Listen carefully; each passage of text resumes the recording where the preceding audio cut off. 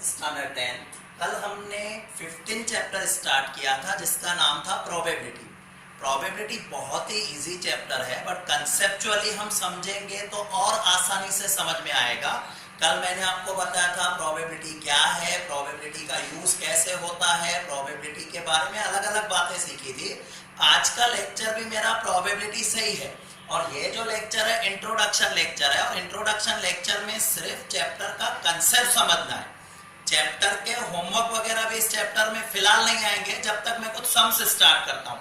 आज भी हम कुछ इंट्रोडक्शन ही करने वाले हैं। तो सबसे पहले अगर मैं बात कर रहा हूँ, कुछ मैंने पॉइंट्स लिखे हुए और आज मैं इन पॉइंट्स को समझाने जा रहा हूँ। पहला, value of probability varies from 0 to 1।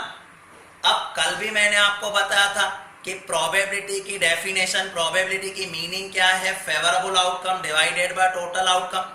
Favourable outcome divided by total outcome.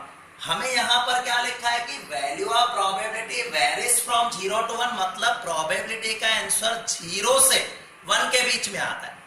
0 से 1 के बीच में आता है। फॉर एग्जाम्पल ले लो, 0 से 1 के बीच में अगर हम देखें, फॉर एग्जाम्पल ले लो, एक कॉइन मैंने टॉस किया, हेड और टेल दो आउटकम आएंगे, हेड और टेल दो आउटकम आएंगे। अब मुझसे अगर पूछा जाए हेड कितनी बार आएगा तो एक ही बार है, टोटल आउटकम कितने हैं, 2, तो आपका आंसर आ गया 1/2।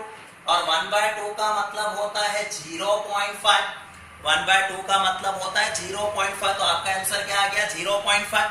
एक बात याद रखो, कभी भी 1 से बड़ा आंसर नहीं आएगा और कभी भी 0 से छोटा आंसर नहीं आएगा।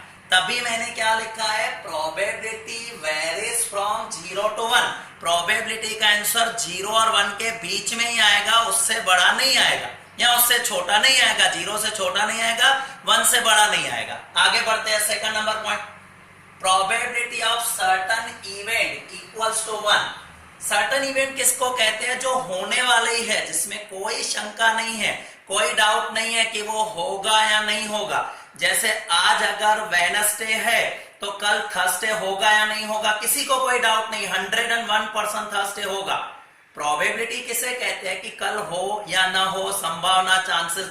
बट यहां पर मैं आपसे क्या पूछ रहा हूं, जो सर्टेन इवेंट, सर्टेन इवेंट का मतलब होता है कि आज अगर सुबह हुई है तो रात भी होगी, या आज वेडनेसडे है तो कल थर्सडे भी होगा। तो इसका मतलब ये हुआ कि जो सर्टेन है, फिक्स है, फिक्स है, जिसमें कोई डाउट नहीं है, उसका आंसर हमेशा क्या आता है, 1 आता है। और पहले भी मैंने बताया 1 से ऊपर आंसर नहीं है, तो जो सर्टेन इवेंट है, जो फिक्स इवेंट है, उसका आंसर हमेशा 1 ही आता है। सेम वे में probability of impossible event equals to 0। जो कभी पॉसिबल ही नहीं है, जो कभी पॉसिबल ही नहीं है, उनका हमेशा आंसर 0 आता है। जैसे कि आज वेडनेसडे है, मैं आपको कहूं कि कल सीधे फ्राइडे आ जाए या सीधे संडे आ जाए, ऐसा हो नहीं सकता। कि आज सुबह हुई है रात ना हो, ऐसा हो नहीं सकता। दैट मीन्स जो इवेंट नहीं हो सकते हैं, जो पॉसिबल नहीं है, उनका आंसर आपका हमेशा क्या आता है, 0 आता है। अब तक मैंने 3 बातें बताई, तीनों में रिपीट कर रहा हूं। पहला, प्रोबेबिलिटी की वैल्यू 0 और 1 के बीच में आती है। सेकंड, प्रोबेबिलिटी जो सर्टेन इवेंट की है वो 1 है। प्रोबेबिलिटी जो इम्पॉसिबल इवेंट है, जिनका कोई चांस नहीं है होने का, उनकी प्रोबेबिलिटी आपकी 0 आती है। अब मैं अपनी फोर्थ पॉइंट पे आ रहा हूं।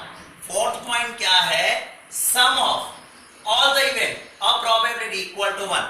सम of all the events of probability equal to 1। इसको थोड़ा समझेंगे। फॉर एग्जाम्पल ले लो, मैं कॉइन का एग्जाम्पल दे रहा हूं। अब कॉइन में अगर मैं कहूं सिंगल कॉइन, तो क्या पॉसिबिलिटी होगी, हेड आएगा, टेल आएगा, राइट, हेड आएगा, टेल आएगा। अब मैं आपसे पूछूं, हेड आने के चांसेस क्या है, 1/2। टेल आने के चांसेस क्या है, 1/2, और कुछ तो है नहीं। तो अब इनका सम, सम का मतलब होता है टोटल, टोटल करके देखो, टोटल इक्वल टू 1।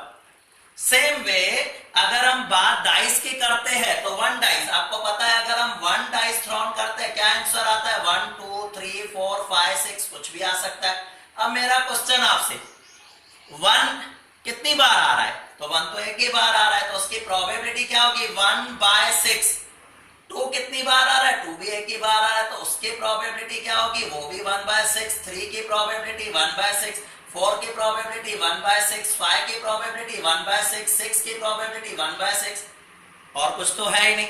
अब अगर हम इनका टोटल करते हैं दैट बिकम 6/6 एंड 6/6 का मतलब होता है 1।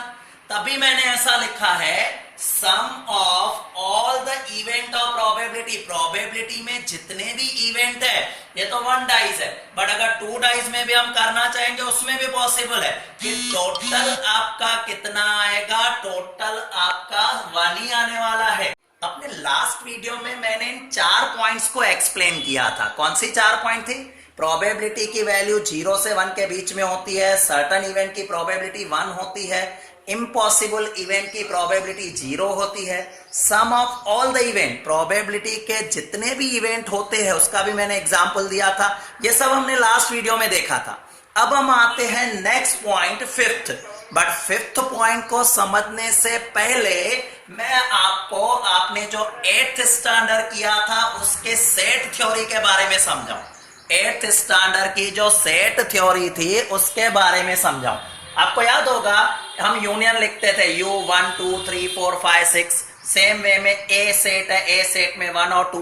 मैं ज्यादा सेट थ्योरी को डिस्कस नहीं कर रहा हूं, मैं आता हूं ए कॉम्प्लीमेंट। इसे कहते थे ए, इसे कहा जाता था ए कॉम्प्लीमेंट। ए कॉम्प्लीमेंट में क्या आता है, जो ए में है वो ए कॉम्प्लीमेंट में नहीं आएगा। जैसे ए में लिखा है 1 और 2, तो ए कॉम्प्लीमेंट में क्या आएगा, 3 आएगा, 4 आएगा, 5 आएगा, 6 आएगा। ए में 1 और 2 है तो ए कॉम्प्लीमेंट में आएगा 3 4 5 6। अब इस चीज का मैं अपनी प्रोबेबिलिटी में यूज कर रहा हूं, इस चीज का मैं अपनी प्रोबेबिलिटी में यूज कर रहा हूं। कैसे, ध्यान से सुनना। अगर मान लो ये 6 आउटकम है, मतलब टोटल आउटकम अगर मैं कहूं तो 6 है, टोटल आउटकम अगर मैं दिखा रहा हूं तो 6 है, राइट। अब ए में कितने आउटकम है, 2। तो अगर मैं दिखा रहा हूं ए के आउटकम कितने हैं, ए के आउटकम सिर्फ 2 है, 1 और 2। टोटल आउटकम कितने आ रहे हैं, 6 आ रहे हैं। टोटल आउटकम 2/6, दैट मींस हो गया, अगर उसे रिड्यूस फॉर्म में लिखे तो 1/3 आएगा। सेम वे में अगर मैं कहूं probability of a complement, probability of a complement, a complement में देखो क्या लिखा हुआ है, कितने मेंबर है, 1 2 3 4, 4 मेंबर है।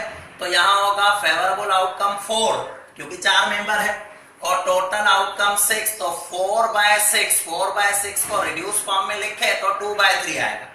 अब ध्यान से देखने जैसी बात, यहां मैंने ये थ्योरी आपके लिए क्लियर हो गई। अब मैंने यहां क्या लिखा हुआ है, प्रोबेबिलिटी ऑफ ए अगर 0.3 है तो प्रोबेबिलिटी ए कॉम्प्लीमेंट 0.7 होगा। ये कैसे हुआ, क्योंकि एक बात को आप 6 पॉइंट को भी ध्यान से देख लो, 5th और 6 दोनों कंबाइन ही समझनी है। मैंने लिखा है ए और ए कॉम्प्लीमेंट दोनों का टोटल 1 होता है, ए और ए कॉम्प्लीमेंट दोनों का टोटल 1 होता है। तो अगर मैं इस थ्योरी के साथ आपको समझाऊं तो यहां पर ए क्या आया था, 1/3, ए कॉम्प्लीमेंट क्या आया था, 2/3, ए क्या आया था, 1/3, ए कॉम्प्लीमेंट 2/3। अगर हम इसका टोटल करते हैं तो 3/3 मतलब 1। तो ये था प्रोबेबिलिटी ए और ये था प्रोबेबिलिटी ए कॉम्प्लीमेंट। अब दोनों का टोटल आपने देखा कितना आया है, 1 आया है, दोनों का टोटल आपका 1 आया है। अब अगर हम देखें, हमें पूछा गया हो कि ए की वैल्यू 0.3, ए की वैल्यू 0.3, तो ए कॉम्प्लीमेंट कितना आएगा, तो 1 में से 0.3 माइनस कर लो, आपका आंसर होगा 0.7। और अगर हमें पूछा गया हो कि a की वैल्यू 0.4 है तो 1 में से 0.4 माइनस कर लो, 0.6 आ जाएगा, राइट। तो इस तरीके से अगर a 0.3 है तो a कॉम्प्लीमेंट 0.7, a 0.4 है तो a कॉम्प्लीमेंट होगा 0.6, क्योंकि दोनों का टोटल आपका 1 आता है, जो हमने सेट थ्योरी में समझ लिया। अब कुछ दूसरी बातें कौन सी, पॉइंट नंबर 7 पे आते हैं। पॉइंट नंबर 7 में क्या लिखा है, probability can not be negative. Probability का आंसर कभी भी नेगेटिव नहीं आ सकता है। क्यों, अगर मान लो मैंने आपसे पूछा कि आज वेडनेसडे है, कल सीधे फ्राइडे हो जाए, आप कहोगे सर पॉसिबल नहीं है। दैट मींस उसका आंसर क्या आ गया, 0 आ गया। उसका आंसर क्या आया, 0। नेगेटिव कभी भी नहीं आ सकता। किसी भी चांस के, कितनी बार इंडिया और पाकिस्तान के बीच में मैच होती है, आप कहते हो सर 80% इंडिया जीत जाएगी, 20% पाकिस्तान के चांस है, कभी कभी 50-50 चांसेस हो जाते हैं, कभी कभी तो ऐसी वीक टीम आती है कि हम कहते हैं सर इसके जीतने के चांसेस नहीं है, 100% इंडिया जीत जाएगी। दैट मींस 100% इंडिया जीत जाएगी तो सामने वाले के जीतने के चांसेस क्या है, 0। नेगेटिव कभी भी चांसेस नहीं हो सकते। So probability can not be negative. और एक लास्ट पॉइंट है, probability can not be more than 1, क्योंकि हम ऑलरेडी कह चुके हैं प्रोबेबिलिटी का आंसर 0 और 1 के बीच में आता है, या 1 आ सकता है, 1 से ज्यादा कभी भी नहीं आ सकता है। तो इस इंट्रोडक्शन लेक्चर में हमने कुछ 7 या 8 पॉइंट देखी, उनको बार बार रिवाइज करते रहना, क्योंकि जब भी ये चैप्टर स्टार्ट होगा ये सारी बातें हम डिस्कस करते रहेंगे। Okay, bye.